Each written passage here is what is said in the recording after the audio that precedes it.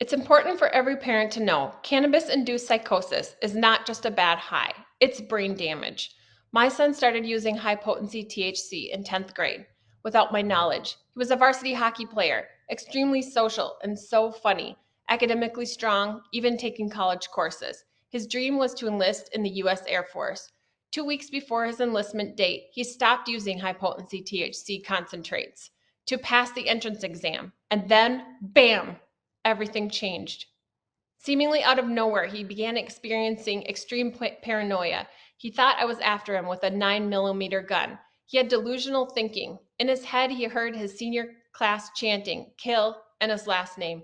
He drove around with a crowbar in his car until the police were able to pick him up and bring him to the ER. But not before his extreme paranoia led him on a high-speed chase from the police. He went to jail and then eventually the hospital. We are a very close family. We know the normal ups and downs of teenage years, but this wasn't normal teenage rebellion. This was something completely different, something terrifying. There was no history of mental illness in our family, no warning signs from childhood.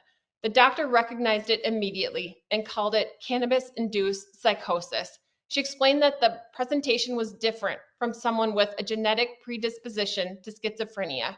Cannabis-induced psychosis is like an explosion in the brain. It's abrupt, it's violent, and devastating.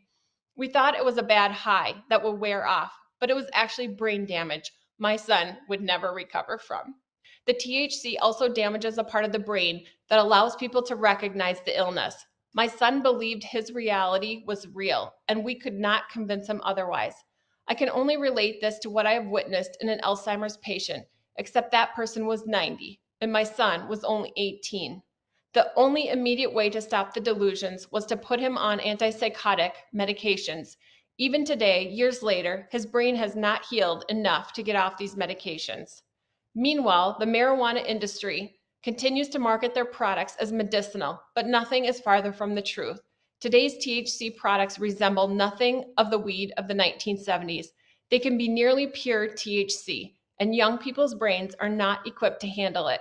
Parents need to know one bad choice, one exposure to high-potency THC products can permanently change your child's brain. Cannabis-induced psychosis is real. It happened to my child. Educate your child about the harms of THC at johnny'sambassadors.org.